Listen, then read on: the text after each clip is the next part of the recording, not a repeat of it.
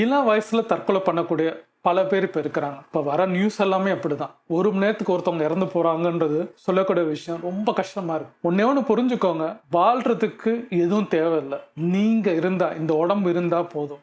உங்களை அழிச்சிக்கிறதுக்கு உங்களுக்கு அதிகாரமே கிடையாது. இறைவன் படைச்ச நம்ம இந்த ஆத்மாவுக்கு வாழ வேண்டியதுதான் வாழ்க்கை. எந்த சூழ்நிலையும் எல்லா இடத்துலையும் வாழ முடியும்.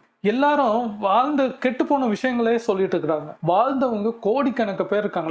லட்சம் பேர்ல இருந்து கோடிக்கணக்கு பேர்ல இருந்து வாழ்ந்திருக்காங்க. நல்லா கஷ்டப்பட்டு கீழே இருந்து மேல வந்திருக்கிறாங்க. அதை சொல்ல பாருங்க.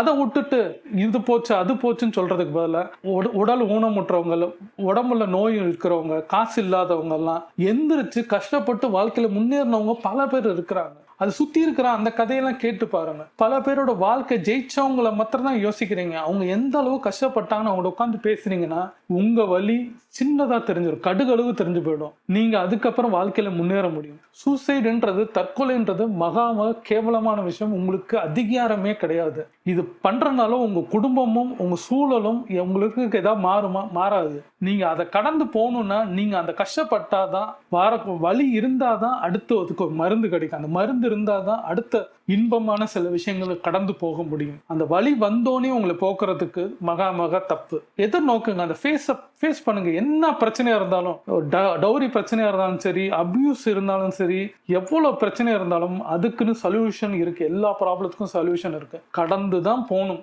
மனிதனாக பிறந்திருக்கும், அது கடந்து தான் போகணும். இறைவன் பார்த்துக்குவான். இறைவன் இருக்கிறான். அந்த கர்மா இருக்கு, இந்த பிரபஞ்சம் இருக்குன்றதை நம்புனீங்கன்னா உங்களை படைச்ச இறைவன் உங்களை விட்டு விட மாட்டான். உங்களைய கை கொடுக்க அவன் ரெடியா இருக்கான். நீங்க ரெடியா இருக்கீங்களான்னு நீங்க யோசிச்சு பாருங்க. அதுக்கு அதை விட்டுட்டு நீங்க சூசைட் பண்றது மகாமா தப்பு.